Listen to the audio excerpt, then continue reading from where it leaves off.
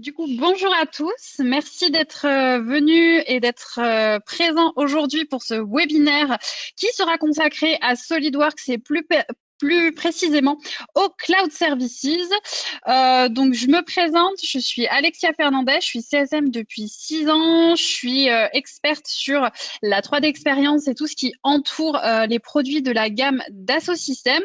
Et aujourd'hui, pour présenter ce webinaire, je suis accompagnée de mon collègue Christopher. Donc, Chris, je te laisse faire une petite présentation. Bonjour tout le monde, donc moi effectivement c'est Christopher. Donc j'étais technicien support sur SolidWorks et plusieurs autres produits de la gamme SolidWorks pendant 11 ans. Et du coup j'ai rejoint l'équipe CSM sur la 3D Experience depuis 6 mois avec Alexia. Voilà. Et donc pour ceux qui ne sont pas encore aguerris à l'utilisation du mot CSM, donc un CSM, qu'est-ce que c'est? On vous a mis une définition qu'on a trouvée sur le site studi.com sur la droite. Pour vous l'expliquer avec nos mots, l'idée de Visiative, c'était de fournir à ses clients un accompagnement au déploiement de la solution 3D Experience à son lancement pour vous aider dans le déploiement de la solution, vous aider à comprendre un petit peu comment vous en servir, d'autant plus que maintenant, on y reviendra juste après, mais c'est compris dans votre offre SolidWorks, donc il nous paraissait encore plus important de vous fournir une aide privilégiée et personnalisée pour l'utilisation du logiciel. C'est aussi pour ça que vous avez été invité aujourd'hui à ce webinaire qui est uniquement à destination des clients. Voilà. Normalement, vous avez chacun un CSM qui vous est attitré. Je vois dans la liste des présents que certains sont présents aujourd'hui, nous connaissent, que certaines des personnes présentes aujourd'hui nous connaissent. Pour les autres, si jamais vous n'avez pas identifié votre CSM, normalement ça doit être soit Christopher, soit moi, n'hésitez pas à nous recontacter à la fin de ce webinaire et on vous recontactera justement pour se présenter. Un petit rappel des liens utiles. Donc, sur la droite, vous avez le lien de connexion de la 3D Experience. C'est le lien générique, unique à garder en favori de son navigateur. Et sur la gauche, vous avez le lien MyCAD. Donc, on a une nouvelle adresse, un nouvel URL, pardon. Donc, on vous l'a mis aussi sur la slide. Cette plateforme vous sert notamment à ouvrir les tickets auprès de notre support. Donc, comme vous pouvez le voir ici, en haut à gauche, vous avez un bouton rose saisir une demande d'assistance. Voilà. Pareil, si jamais vous n'avez pas ces accès, n'hésitez pas à revenir vers nous et on se fera un plaisir de vous aider pour activer ces accès au compte donc MyCat, qui est un site Visiative et donc qui est aussi compris dans votre abonnement. Donc, pour commencer, les cloud services, qu'est-ce que c'est? C'est peut-être un mot que vous avez vu sur LinkedIn, sur les communications de Dassault Systèmes. Il nous paraissait important de refaire un point sur ce que c'est. Donc, c'est une nouvelle offre. C'est une nouvelle offre qui est venue avec vos licences SolidWorks depuis le 1er juillet 2023. Donc, Dassault fait évoluer un petit peu ses offres et tend de plus en plus vers de l'abonnement, donc une souscription sous forme d'abonnement. Et pour faire découvrir au plus grand nombre la 3D Experience, Dassault a décidé de vous offrir un accès à la 3D Experience via le package Cloud Services depuis le 1er juillet 2023. Donc, rien ne change pour votre parc SolidWorks existant. C'est vraiment suite à une nouvelle contractualisation ou un upgrade de vos licences actuelles. Si vous voulez plus de détails là-dessus, n'hésitez pas à recontacter votre commercial ou alors à nous recontacter Christopher et moi et on pourra vous expliquer plus en détail cette partie-là. L'important, c'était pour nous de vous expliquer que c'était vraiment une nouvelle option qui était disponible dans votre SolidWorks depuis le 1er juillet 2023 et que c'est peut-être pour ça que vous n'aviez pas cette option ou cette petite mention sur vos devis avant et qu'elles sont disponibles si vous avez fait un achat complémentaire de licence SolidWorks ou un upgrade de votre licence actuelle. Pour rentrer un petit peu plus en profondeur sur les cloud services, on a décidé de vous les présenter sous forme de 3 niveaux d'engagement. Donc, ces niveaux d'engagement, l'idée, c'était de démystifier un petit peu ce mot 3D expérience et de vous expliquer un petit peu plus précisément à quoi ça correspond. Donc, le premier niveau avec les cloud services, c'est le niveau partagé à noter. C'est le quick win. 80% de nos clients se servent de la 3D expérience à ce niveau-là. Ça va vous permettre de partager avec votre écosystème une donnée. On y reviendra juste après. On vous a prévu une petite démo pour pouvoir vous montrer. Donc, je partage avec mon écosystème, que ce soit interne ou externe, donc avec mes clients, avec mes partenaires ou avec des collègues à l'atelier, une donnée sous une visionneuse 3D qui ne nécessite pas d'installation pour la personne à qui j'envoie mon lien.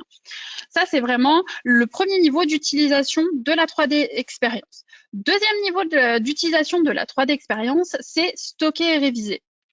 Pour ce niveau-là, vous allez pouvoir organiser vos projets dans des dossiers tout en collaborant grâce à plusieurs workflows de gestion de données techniques. On a aussi des clients, il y en a aujourd'hui présents dans ce webinaire, qui utilisent ce niveau d'engagement-là. Donc voilà, c'est vous utilisez la 3D expérience comme gestionnaire de données techniques. Les cloud services vous proposent cette option-là. Vous pouvez tester ce niveau d'engagement avec les cloud services, avec les accès à la 3D expérience que vous avez actuellement. Le troisième niveau, qui ne sera pas couvert par ce webinaire aujourd'hui, c'est le niveau gérer et contrôler. Là, c'est vraiment une mise en place de flux de validation pour de la revue de conception et vraiment la mise en place d'un PLM, PDM au sein de votre société. Ça peut être fait avec les cloud services, donc ça peut être fait avec les accès que vous avez actuellement à votre plateforme 3D Experience. Cependant, cela va nécessiter des coûts de mise en place, des coûts de consulting pour vraiment mettre en place l'outil au sein de votre société. Voilà. Donc aujourd'hui, je le répète, on va couvrir sur la petite demi-heure que nous avons ensemble les 2 premiers niveaux. Donc le niveau partagé à noter et le niveau stocké et révisé. Encore une fois, je le répète, les cloud services, les accès à la plateforme 3D Experience que vous avez actuellement vous permettent de tester l'ensemble des 3 niveaux d'engagement. N'hésitez pas à revenir encore une fois vers votre CSM si vous souhaitez en apprendre davantage. On va continuer avec une démonstration et donc je vais laisser la parole à mon collègue Christopher qui va vous montrer justement cette option qui est partagée et annotée. Merci Alexia. Donc du coup, nous allons voir du coup le premier niveau d'engagement que Alexia a présenté juste avant, donc partager et annoter, qui, comme Alexia le disait, est la fonctionnalité la plus utilisée pour le moment. Donc parce qu'elle simplifie grandement le partage de fichiers, que ce soit des partages de fichiers en interne ou en externe, avec des clients ou fournisseurs, par exemple, si vous avez besoin de faire valider une conception, ça peut grandement vous aider. Donc du coup, directement dans SolidWorks, nous allons avoir un bouton partager dans lequel on va pouvoir choisir le format de fichier que nous allons envoyer à notre client, fournisseur ou encore une fois un collègue en interne éventuellement. Donc on peut choisir notre format et ensuite nous allons pouvoir du coup décider de partager ce fichier. Donc soit en l'envoyant à plusieurs personnes en envoyant le lien directement, soit en décidant de sélectionner une seule ou plusieurs personnes à qui on va renseigner directement leur adresse email et ça veut dire qu'il n'y aura que les personnes qui auront un compte avec cette adresse mail là qui pourront ouvrir le fichier. Donc, ce qui permet de sécuriser le lien pour qu'il n'y ait que les personnes vraiment destinataires de votre fichier qui puissent l'ouvrir. Voilà, donc ça nécessite des personnes qui vont recevoir le lien, du coup, vont recevoir ce lien sous forme d'email que l'on voit ici. Donc, en cliquant sur le lien, ils vont pouvoir du coup créer leur compte. Donc, ils auront ça à faire uniquement une seule fois. Et grâce à ça, ils pourront ouvrir le fichier directement dans un navigateur, qu'il soit sur PC, sur tablette ou sur smartphone. On a le navigateur direct, le viewer pardon, directement dans le navigateur, ce qui permet, comme je disais, de ne rien avoir à installer sur le poste, de pouvoir manipuler facilement votre assemblage ici, par exemple. Nous avons donc ensuite différents outils dans ce viewer, donc notamment des fonctionnalités qui permettent d'ajouter des annotations directement sur le fichier 3D. Donc ici, par exemple, on peut dire que voilà, on veut que le diamètre de la tige centrale passe à 10, que la couleur du bouton passe noir, par exemple. Donc on a juste à rajouter ces commentaires directement dans le viewer. Voilà, en rajoutant un petit commentaire en demandant à la personne de faire la modification. Et vous, de votre côté, dans SolidWorks, vous allez pouvoir récupérer directement les mises à jour qui ont été faites par votre contact. Donc, si nous a demandé de faire une modification, vous pourrez le voir directement sans quitter votre interface SolidWorks. Voilà, et donc du coup, vous allez pouvoir directement faire vos modifications, donc changement du diamètre ici et changement de la couleur. Ça, c'est du SolidWorks. Je pense qu'on ne vous apprend rien. Voilà, et ensuite, une fois que c'est fait, toujours sans quitter SolidWorks, vous pourrez mettre à jour le lien existant afin que votre contact, du coup, puisse rouvrir avec le même lien et voir que les modifications ont été effectuées. Il suffit juste de mettre à jour, par exemple, ici, le navigateur et vous verrez les modifications déjà effectuées. Donc voilà, donc le gros avantage, c'est que vous, de votre côté, vous quittez pas votre interface SolidWorks et la personne, votre contact en face, n'a rien à installer sur son poste et pourra accéder au viewer directement depuis un navigateur sur n'importe quel support. Et donc, on le précise bien, c'est un compte 3D Expérience gratuit que votre contact va devoir créer.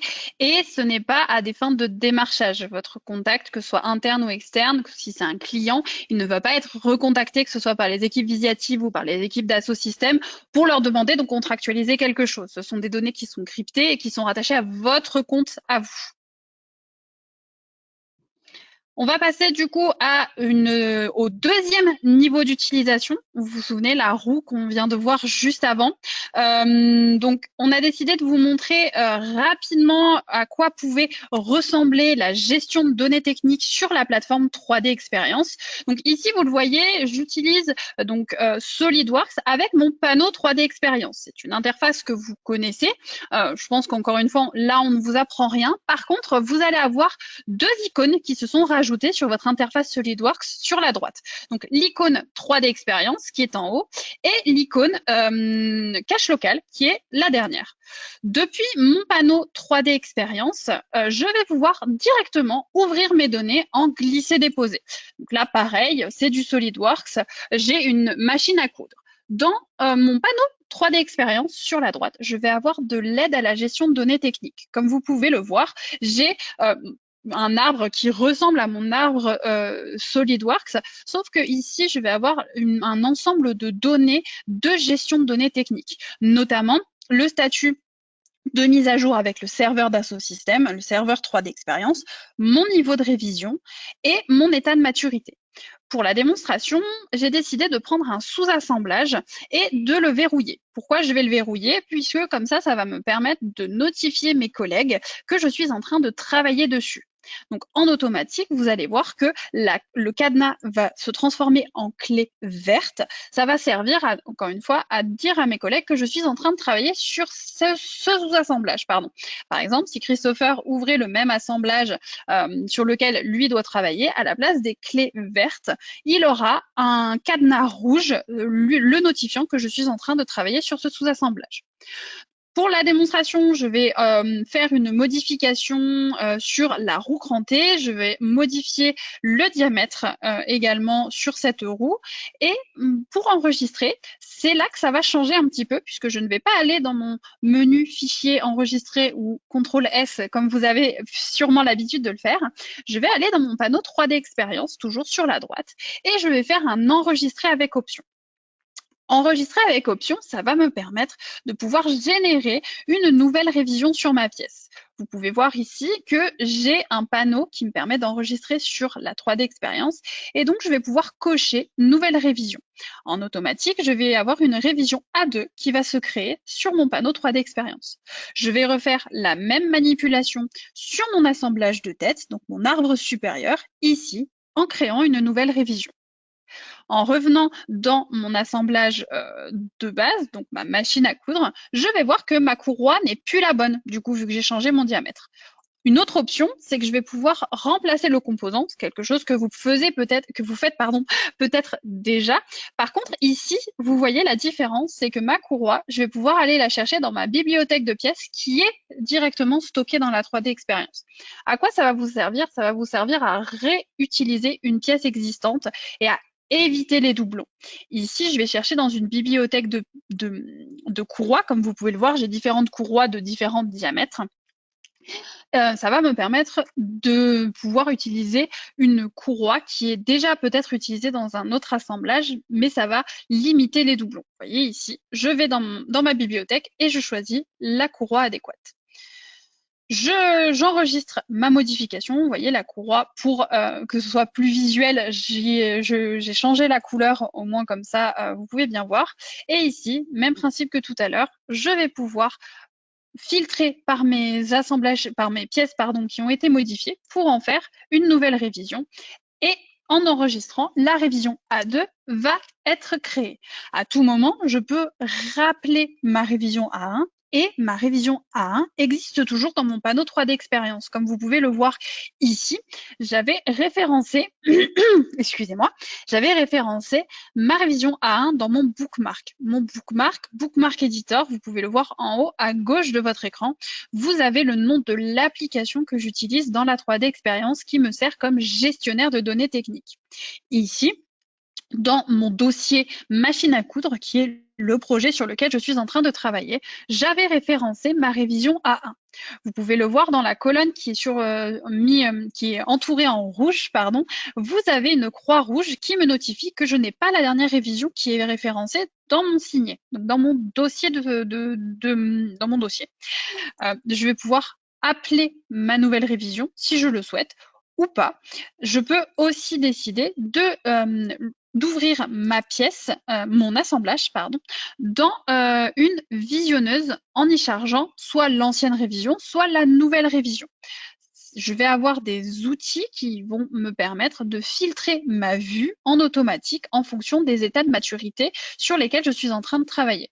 Exemple ici, ça peut me servir à faire de la revue de conception avec un prestataire ou un partenaire pour lui dire, bah voilà, je suis en train de travailler sur la machine à coudre, telles pièces sont en cours de production, d'autres sont validées, voilà où j'en suis. Ça, tout ça, sans jamais quitter l'interface 3D Experience, ça vous évite d'avoir à ouvrir votre SolidWorks pour une simple revue de conception. On a décidé de ne pas forcément aller plus loin pour ce webinaire-là qui est vraiment pour la découverte de ce que nous pouvons faire avec la 3D Experience.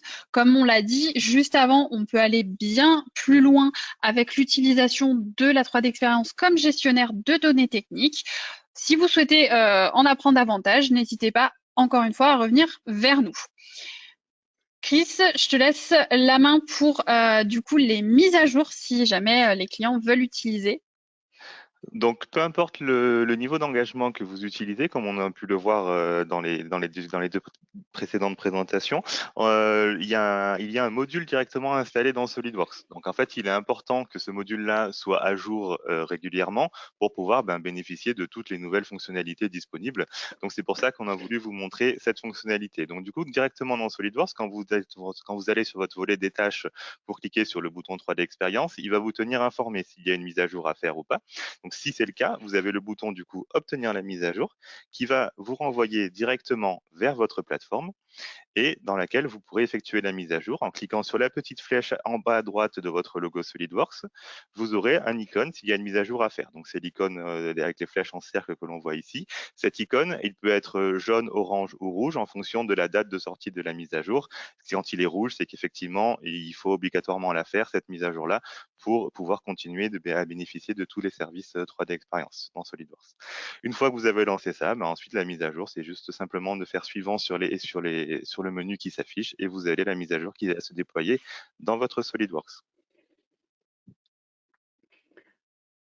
Pour rappel, les mises à jour, vous avez des hotfix qui sont approximativement tous les 15 jours, 3 semaines. Et vous avez une grosse mise à jour tous les 2 mois et demi pour laquelle vous êtes prévenu par mail 15 jours avant cette mise à jour pour vous permettre de prévoir un petit peu cette mise à jour. Voilà. Et même une fois la mise à jour sortie, vous avez environ une dizaine de jours pour vous organiser pour pouvoir faire avant que la mise à jour soit obligatoire à faire. Donc ça vous laisse le temps de continuer, éventuellement sauvegarder des fichiers, etc. s'il y a besoin, mais ça vous laisse un petit peu de temps pour préparer cette mise à jour. Voilà, généralement les mises à jour sont déployées un samedi, le week-end. Donc voilà, c'est pour ça on préférait vous tenir informé de cela. Pour conclure le webinaire aujourd'hui, on voulait faire un focus sur 3 points spécifiques. Donc, numéro 1, c'est connaître son CSM. On vous l'a dit, c'est un service qui vous est offert par Visiatif. C'est dommage de ne pas en profiter. Si vous ne connaissez pas votre CSM, n'hésitez pas à revenir vers nous, encore une fois, pour vous manifester et on reviendra vers vous pour se présenter sans aucun problème. Le deuxième point, c'était connaître son produit. Donc, je connais mon produit. Aujourd'hui, on a survolé l'ensemble des fonctionnalités qui nous paraissaient intéressantes pour l'ensemble des clients présents aujourd'hui. Il y a peut-être des fonctionnalités qui vous intéressent, qui n'ont pas été couvertes par ce webinaire aujourd'hui. Donc, on en vient au troisième point qui est connaître ses besoins. Vous savez ce dont vous avez besoin. Donc, n'hésitez pas à revenir vers nous avec vos besoins pour qu'on puisse y répondre. Et enfin, du coup, donc la solution donc SolidWorks avec Cloud Services, donc c'est une option qui vous est offerte. Ça vous permet plein de choses, que ce soit donc dans la conception, dans la collaboration ou dans l'optimisation. Donc voilà, il y a plein de choses à découvrir à ce sujet. Merci à tous d'avoir été présents pour ce webinaire aujourd'hui.